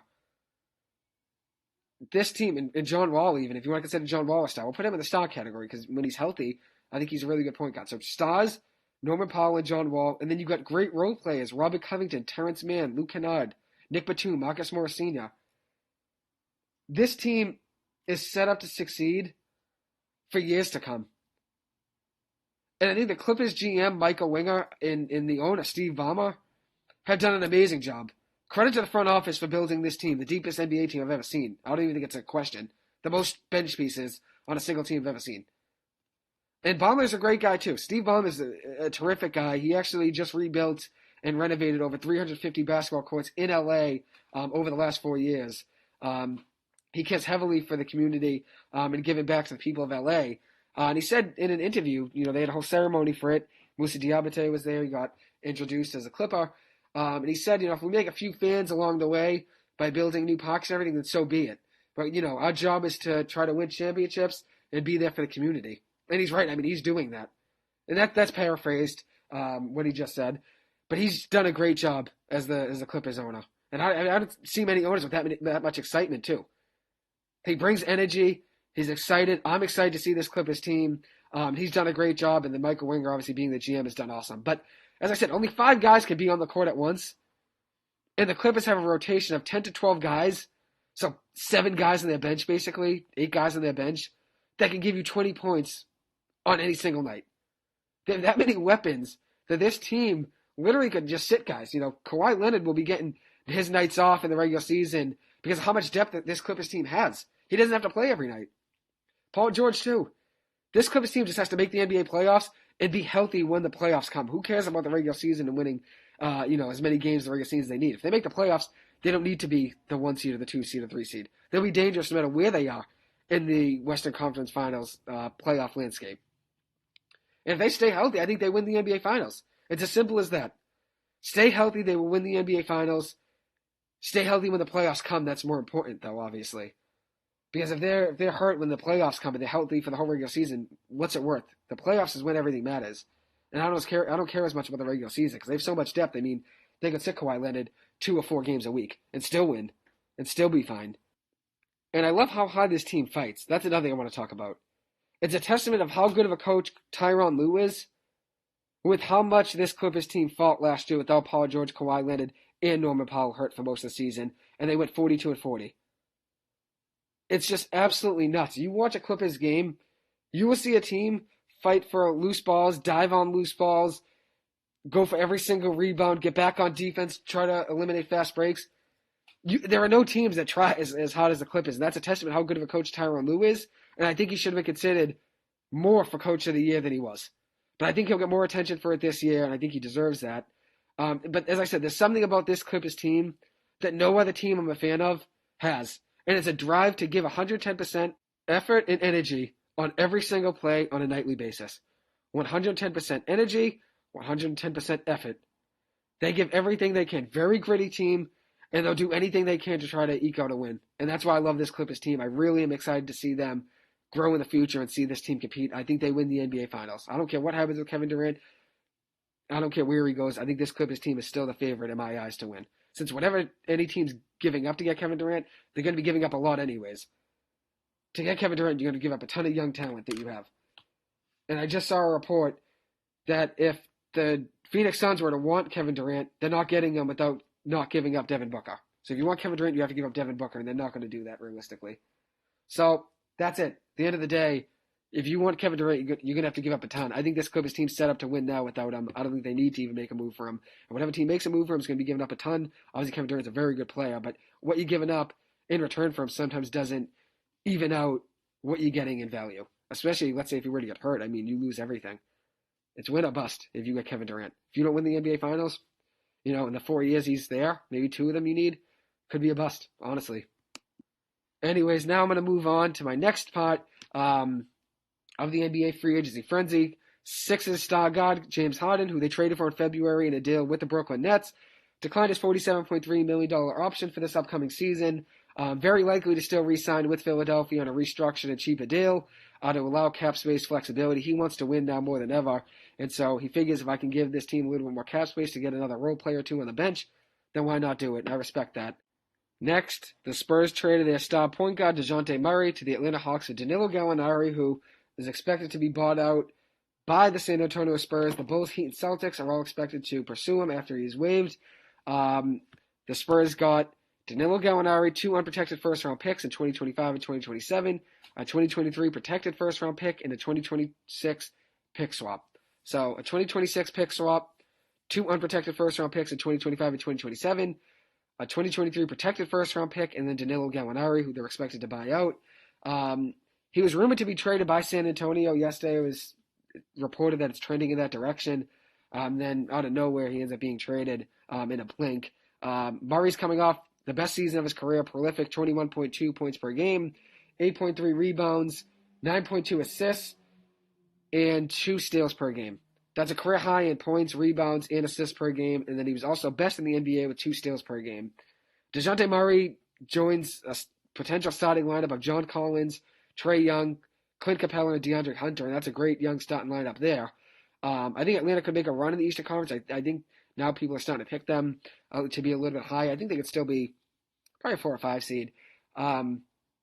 Murray is coming off a career season, as I said, second most triple-doubles in the NBA last year. He's got 2 years left on his contract at $16.6 million and $17.7 million, according to Bobby Marks of ESPN. So they have a little cap space flexibility there since he's only making $33 million combined over the next 2 seasons, or $34 million over the next 2 seasons. So a little bit of cap space flexibility there to maybe add another role player or 2 before they have to give him a new contract. But as I said, joins a nice young starting lineup of Trae Young, John Collins, Clint Capella. He's obviously the oldest one there, and the DeAndre Hunter. But that's a solid lineup there. I think they could make some noise in the Eastern Conference. So with that trade, Greg Popovich still will return to the Spurs for his 27th year as head coach. I guess he gave his blessing to trade Murray. I guess they asked him the front office. Popovich's Spurs last year were 34-48. Still were good enough to make a play-in game at 34-48. With the way the NBA is set up, I mean, you could be 10 to 12 games out of 500 and still have a chance at making the playoffs. But now they're in line for a big rebuild and to potentially tank this next year to try to draft French center, the number 1 prospect in the 2023 NBA draft, Victor Wembanyama. He's a 7'2", 229 center from France. He's highly regarded right now as the best basketball prospect in the world. And he could be the potential next first overall pick, which should be the first European first overall pick since Andrea Bargnani, who was drafted first overall in 2006 by the Raptors. So he could potentially make history by being the first number 1 overall pick, European-born player, number 1 overall since Andrea Bargnani, who's an Italian. Wembanyama, obviously a French guy, as I said. But I'm definitely interested to see how the Spurs play next year. They're always competitive, even this year being 34-48. They're always going to play the game the right way because of how good of a coach Greg Popovich is. So they'll probably have a lot of respectable 10 to 15-point losses next year just to try to tank and try to get Wembanyama. As I said, he's a very good prospect. It could be potentially the next number 1 overall European first pick, the first one since 2006, as I said. So really cool story there. Next, I want to move on to the Washington Wizards. Star shooting guard Bradley Beal declined his $36.4 million option for this season. He's eligible for a 5-year max with Washington, or he could get a 4-year deal with any other team. But as of now, he's still expected to return to Washington. I know the Celtics were interested in him before because of how good of friends he is with Jason Tatum, both of them being from St. Louis. I just thought about this, though. What happens if a team were to take an LA Clippers sort of route and use a signing of a Bradley Beal or use a trade of Kevin Durant in order to lure a player like Bradley Beal to their franchise and do what the Clippers did by trading for Paul George in order for Kawhi Leonard to sign with the Clippers, because that was what Kawhi Leonard wanted was, you make that trade to get Paul George, I will be an LA Clip, I'll sign with you. What if a team were to do that and say, if Bradley Beal were to say, if you trade for Kevin Durant, I'll sign there. I think that's a very interesting storyline if that were to happen. But I think he returns to Washington. I think he's a very loyal player. I don't think he wants to leave. Next up, Celtics assistant coach from this past season, Will Hardy, agreed to a 5-year contract to become the new head coach of the Utah Jazz. He now becomes the youngest head coach in the NBA at only 34 years old. He was the assistant coach with the Spurs for 4 years, 1 year with the Celtics under Ime Udoka, and now joins Danny Ainge, who, obviously the former Celtics GM, is now the CEO and alternate team governor of the Utah Jazz. Last thing I want to talk about, the New York Knicks, once again making storylines. The New York Knicks traded Nerlens Noel, Alec Burks, a 2023 and a 2024 second-round pick, along with $6 million to the Detroit Pistons for 2 future second-rounders and cash considerations. The Knicks saved up $28 million by moving Noel, Burke, and Kemba Walker, who will be bought out by Detroit, they say. So Kemba Walker will be looking for another home once again. So they were all traded to the Pistons, Burks, Noel, Kemba, but the Knicks ended up saving $28 million. And now they're expected to be saving that cap space to try to sign Mavericks point guard Jalen Brunson. Right now, reportedly, he is signing with the New York Knicks for a 4-year, $105 million deal. He's coming off a very good season at 16.3 points per game, 3.9 rebounds, 4.8 assists, shooting 37.3% from 3 and 50.2% from the field. The Knicks have been trying to get cap space now for the past week to try to move cap space around to try to get him. So not surprised they're signing him. He's coming off a good year. I guess they expect him to be the centerpiece of the team now, especially if you're moving all that cap space to try to get him and paying him all that money. So we'll see how it works out with him in New York. Now moving on to the NFL. As I said, I wanted to give some news on the free agency market. Wide receiver Odell Beckham Jr. is still a free agent. Teams expect him to still be out until October, November. He's coming off a year with the LA Rams where he played 8 games, had 27 catches for 305 yards and 5 touchdowns. He was 21 catches for 288 yards and 2 touchdowns in the postseason this past year and contributed heavily to an LA Rams Super Bowl win. Without him, I don't know if they would have won it. He had a touchdown in the Super Bowl and was great ever since they picked him up. 3-time Pro Bowl wide receiver. I still see him as a potential wide receiver 2 when healthy, and that's an elite wide receiver 2 with potential wide receiver 1 upside. That's how much I love Odell. I'll always see him as a star he was in New York, and I wish he was back as a Giant, but it just seems like that won't be possible. Moving on now, Washington wide receiver Terry McLaurin signed a 3-year extension with the Commanders to make him a top 5 paid wide receiver in the NFL. 3-year deal worth up to $71 million a year with a $23.3 million average annual value. So $23.3 million per year for him. 76.4% of it's guaranteed. He's only missed 3 games in his 3-year career. So he's always on the field. You can count on him to be accountable and out there and healthy. The former second-round pick out of Ohio State has not missed a game in his last 2 seasons, so the 3 games he missed were in his first year. He's had back-to-back 1,000-yard seasons. He's coming off a good season last year with 77 catches for 1,053 yards and 5 touchdowns. He had a better year. His rookie year, touchdowns-wise, productions-wise there, had 7 touchdown receptions as a rookie in 2019. And I've been a fan of him ever since his rookie year, honestly. Mike Hurley, the sports guru, really got me into him and got me to become a huge fan of him. I believe it was since week 1 of the 2019 season when he was trying to figure out the waiver wire and who to pick up for fantasy football, and ever since then we've become big fans of him, and I love the way he plays and love the way he fights, so I'm excited to see him ball out now for Washington. Even though he plays the Giants, I can still be a fan of him and draft him in fantasy just because of how much of a great player he is. Now moving on, veteran quarterback Ryan Fitzpatrick called it a career after 17 years in the NFL. The former Harvard quarterback was a journeyman in the league Former 2004 Ivy League Player of the Year, but made himself a great career. He had the most consecutive games of 400 passing yards to begin a season, which was 3. The most consecutive games of 400 passing yards, which is 3, both those coming in the 2018 season. He's the first quarterback ever to throw 4 touchdowns in a game for 5 different teams. So the Buffalo Bills, Houston Texans, Tennessee Titans, Tampa Bay Bucks, and New York Jets. 8-time Offensive Player of the Week, 5 times in the AFC, 3 times in the NFC. Started for 9 different teams, which is the most ever by a quarterback. And then you look at it, he also was a very intelligent quarterback. He had the highest Wonderlic score for quarterback ever, scored a 48 out of 49.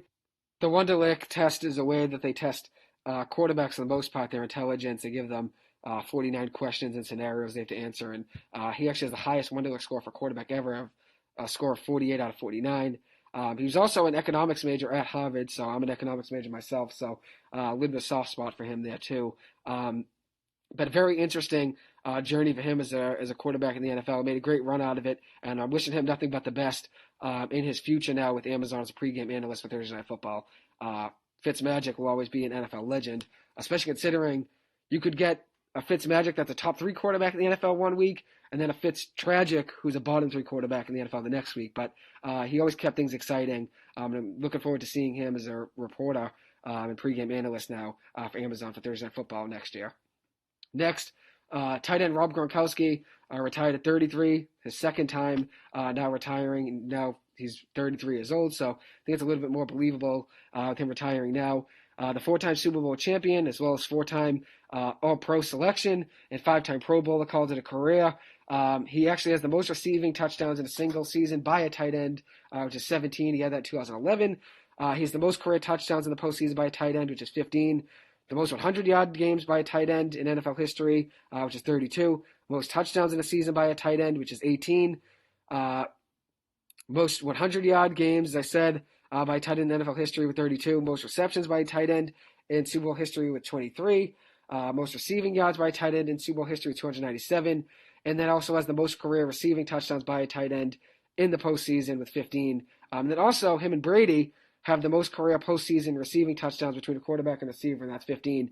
Obviously, him playing with Brady for years in New England, and then also making the trip down to revive his career with the Tampa Bay Bucks, and also win a Super Bowl out of it in his first year back. But anyways, all those statistics there come from Wikipedia, Gronk's Wikipedia page. But hell of a career for Gronkowski. Same thing with Ryan Fitzpatrick, too. I think both of them had a lot of big moments. Obviously, Gronkowski is more historic than Fitzpatrick. I just like Fitzmagic. But 2 storylines there. Congratulations to both of them on great careers. Obviously, Gronk's a legend, and I'm sure football won't be the same without him. I'm sure the locker rooms won't be the same without him either. He's a character. Anyways, now moving on to my last segment, news within the MLB. I mentioned in my last episode that the Angels' offense literally is all Trout and Ohtani. And that was displayed heavily in their loss a few nights ago now to the White Sox. Ohtani was 3 of 3 with 2 doubles, a solo home run. That home run coming after a Trout home run, so they went back-to-back in the 3rd inning off one of my favorite pitchers in baseball, Johnny Cueto. Ohtani also had 2 RBIs in a base on ball, so he had 3 hits, 3 for 3 with 2 doubles, a solo home run, and also a walk. So he was 4 for 4 on base. Then you look at Trout, he was 1 for 4 with an RBI with a solo home run. The Angels still lost that game 11-4, and that's just a story of the Angels season. You're getting production out of those 2 guys, and they don't have enough to win from the rest. But Ohtani last night did respond well for that Angels team. He led the Halos to a 4-1 victory in their series finale against the Chicago White Sox. Ohtani went 5 2/3 innings on the mound, gave up 5 hits, no runs, 1 walk, 11 strikeouts. He lowered his season ERA to 2.68. Ohtani since June 9th, which I saw, very interesting statistic here. Since June 9th, when the LA Angels snapped their 14-game losing streak, when Ohtani was on the mound against the Red Sox, in 18 games since June 9th, since that day when they snapped that streak, Ohtani is 22 of 64 at the plate with a 344 batting average, 4 doubles, 6 home runs, a triple, 17 runs batted in, with a 1.155 OPS and 14 walks drawn. Then you look at him on the mound, dominant also, 4-0 since that day on June 9th when he snapped that losing streak for the Angels versus the Red Sox. And one interesting thing I saw was that Shohei Ohtani, in this month of June, has had an 11-game hit streak, has a career-high 8 runs batted in, and that came on June 21st versus the Royals, And the next night, he was on the mound and had a career high in strikeouts with 13 strikeouts on June 22nd versus the Royals. Has the hardest hit home run of his career on June 25th versus Seattle, 118 miles per hour off the bat. Absolute rocket. And then also has 21 and 2/3 consecutive scoreless innings and counting, which is the longest streak of his MLB career. And you want to know what the Angels' record is over that streak in June? 10 and 18. It's not Trout's fault. It's not Ohtani's fault. They're doing everything they can on a nightly basis to try to keep this team afloat. And things just aren't going their way. I mean, if you look at it, they had a brawl versus the Seattle Mariners this past weekend. One night, I think it was a Saturday night game, the Angels were upset when Mike Trout was thrown high and inside on by a Mariners pitcher. It didn't hit Trout, but going high and inside on the best player in baseball, you never should do and never should want to do, especially with Trout's so good. I mean, you can't hit him, take him out of the game, especially considering baseball needs Trout healthy.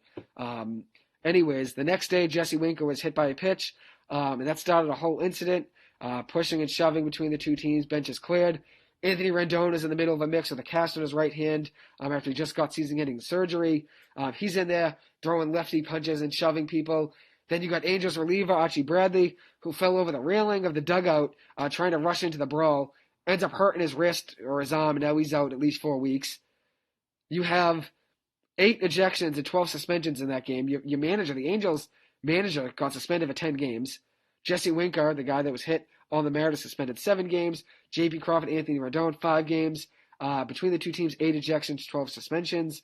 Things just get worse for the Angels. You lose your manager for 10 days, and then also Archie Bradley, who's having an okay season as a reliever.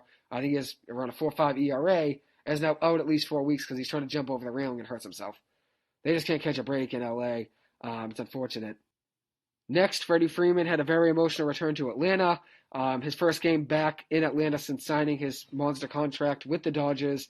He was very emotional. The Braves gave him actually a great ceremony and standing ovation. They gave him his World Series ring, which is really special as well. But what was interesting to me was that after the whole weekend series ended and after he had his a few emotional games and talked with the media, or even had to take a break talking to the media before he talked to them on the Friday afternoon before the game since his emotions overtook him. He fired his agent and his management. Excel Management he fired on Monday, and then also his agent, Casey Close. And it was reported that I guess they never told him the Atlanta Braves' final offer, contract offer to him before he signed with the Dodgers. And I guess it would have been a similar amount, at least enough for Freddie Freeman to have returned to Atlanta. And so Freeman fired his management and fired his agent. And I completely agree with it. And I said I'd give my opinion on it. I completely agree with that. I would fire my management too. If you see how emotional he was, you could tell he still wanted to be an Atlanta Brave. He didn't want to leave. And you look at, in his return to Atlanta, he couldn't even talk to the media on that Friday before the games even started because he said it was too much for him. And he actually had a really good weekend series, even including all his emotions. He's 4 of 12, hitting .333 with 3 walks, had a .467 on base percentage in the series, had a double in RBI, did strike out 6 out of 12 at-bats, so 6 out of 15 plate appearances. But the Dodgers won 2 out of 3 games. But you could just tell his emotions overtook him. He didn't want to be a Dodger. He wanted to be a Brave.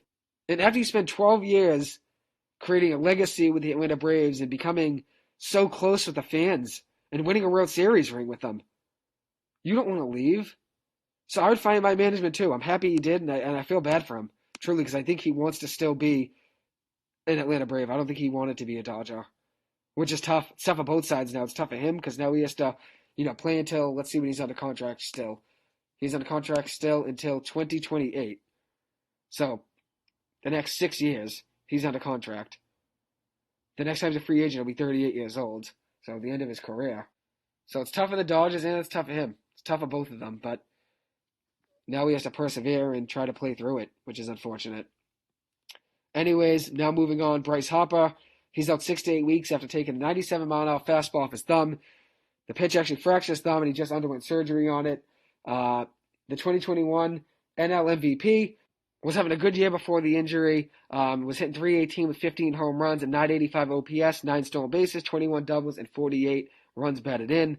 Very tough to see him be out of the game, not be healthy. As I said, it's kind of like Mike Trout. When your stars are not healthy and aren't in the game's just not the same. Sports in general are better when the stars of their individual games are healthy. So a guy like Bryce Harper being out for 6 to 8 weeks is never a good thing for the game of baseball. The game's always more exciting with him playing. And then you look at how much of an impact he has on the Phillies. The Phillies are 4-6 in their last 10 without him, so they really need him. Hoping he gets back sooner than 6 to 8 weeks, but it doesn't look great, especially considering there's not many games left after he gets back from 6 to 8 weeks. I mean, it's not going to be much of the season left, so hopefully the Phillies can stay afloat with him out. Next, moving on, Alex Verdugo had a very clutch 2-run double last night in extra innings to avoid a Blue Jays sweep of the Red Sox in Toronto. Tensions were high in that game when Nick Pivetta hit the Jays catcher, Alejandro Kirk. The bench is actually clear. There were no punches or anything thrown, but tensions were heavy in the game, so the Red Sox winning that game was huge. Verdugo's on a 10-game hit streak right now, has multiple hits in 5 of his last 6 games. He is hitting 16 for 39 over his last 10 games with 3 doubles, 2 home runs, 10 runs batted in, hitting .410 with a 1.118 OPS. Since May 19th, so that's over a 35-game stretch, Verdugo's hitting .321, 45 of 140, with an .846 OPS, 3 home runs, 27 RBIs, and 12 doubles. So it's great to see him starting to get hot again. The Red Sox really need him back to that 300 average, especially considering how good he hits with runners in scoring position. When he's on his A game, this Red Sox lineup is a lot more dangerous. And one last piece of Red Sox information, Chris Sale will make another rehab start tonight for the Portland Sea Dogs. I'll update you guys on how that goes. There's just another report that Kyrie Irving and Kevin Durant still want to play together, as I said. So I mentioned this already. They still want to play together, but potentially for another city or another team. And I just don't think you can put both of them in the same trade. But now I'm hearing that Kyrie Irving is a potential guy to keep your eye on for the LA Clippers to pursue, according to Brian Windhorst. And I would not want that. I think he ruins the dog mentality of that Clippers locker room. That Clippers locker room, as I said, has a winning culture right now that I don't think you can mess with. And I would not put Kyrie Irving in that in that locker room, especially considering you're going to have to give up a lot of those role players and star players that I just mentioned. The Clippers' depth is already perfect. Do not trade for Kyrie Irving. I'm begging Winger and Bauman not to do it. They better not do it. I think that would ruin the entire dog mentality of the locker room, the unity of the team, how hard they hustle. Kyrie Irving is not going to help out that locker room, and he's not going to help out Tyronn Lue. He's going to make his job harder. So please do not trade for him. I really hope the Clippers do not. So one last thing I want to talk about before I close out this episode, a couple weeks ago now, which I've been meaning to talk about this, honestly, and just never got to it. The U.S. Open took place in Brookline, Massachusetts at the Country Club, so not too far, right down the street, right next to B.C., actually. I've been meaning to talk about this. I'm not really too into golf. I never really have been, but I figured if the U.S. Open's taking place in Brookline, you have to talk about it, especially considering it's such a big event. Matt Fitzpatrick won his first major championship by 1 stroke. He had a final score of 274. He beat out Americans Scotty Scheffler and Will Zalatoris, who both finished tied for second with the final score of 275. Hideki Matsuyama came in 4th. One interesting thing was how close it was. You got Matt Fitzpatrick at -6, and then Scheffler and Zalatoris at -5. So just beat them by 1 stroke. Scheffler actually had a really good Sunday. Was -3 on day 4. Then you look at Fitzpatrick was -2. One guy I was really interested in was the Irish golfer Seamus Power. I started following along around maybe the Saturday got a little more into it. And he had a really good Saturday and Sunday. He was even on both of those days. And going into the final day, a lot of people were saying he could make noise and potentially move up the board and be in the potential top 5. He ended up finishing +1. Still gets himself $347,000 though. But I'm interested to see how he does in the next few tournaments. I was excited though, getting into a little bit since I never really followed golf too much. But with it being in Brookline, I figured why not? You got to pay attention and follow it. So looking at it though, as I said, Matt Fitzpatrick wins his first major. Was -6. He's a 27-year-old English golfer. Finished, as I said, with his first major championship, and then the 2 Americans, Scheffler and Zalatoris, finished just behind him at second, both tied for second at -5. Anyways, thank you guys so much for taking the time to listen to this episode. I know it's a very long one, over an hour and 35, hour and 40 minutes now. We're at an hour and 39 minutes, so it'll be an hour and 40 by the time I finish. But thank you guys so much for taking time to listen. I truly appreciate it. It means a lot to me. I should be back on within the next day or two because I want to talk about what's going on in the NBA, talk about Kyrie Irving and Kevin Durant, where they're going to end up, talk about who's signing where and for how much money. So I'll be back on in the next day or two to update you guys on that. But thank you guys so much for taking the time to listen to this. I really appreciate it. Hope you guys enjoyed it. Hope you guys have a great night. Thank you. One last thing before I finish I wanted to mention that I had in my notes that I didn't get to mention was that if I were the LA Lakers, I don't know what's stopping them from taking Russell Westbrook, Anthony Davis, and their 2027 first-round pick and trying to trade for Kyrie Irving and Kevin Durant. I've tried to mention that before when I just brought up them wanting to play together again. But then I just heard Brian Windhorst say the Lakers could have a package that could do it, and I thought about it. And I was thinking before, why not trade Anthony Davis and the 2027 first-round pick to try to get Durant? But now, why don't you add in Russell Westbrook, maybe even Taylor Horton-Tucker, and Anthony Davis, and try to get LeBron James to play with Kevin Durant and Kyrie Irving? That would be absolutely nuts. It would shake up the entire landscape of the NBA for years to come. But imagine they could do that, the Lakers, if they took their 2027 first-round pick.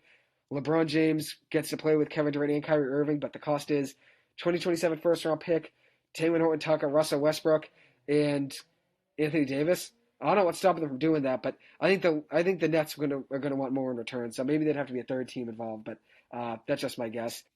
Anyways, thank you guys so much again for taking the time to listen and follow along with everything. I hope you guys really enjoyed this episode.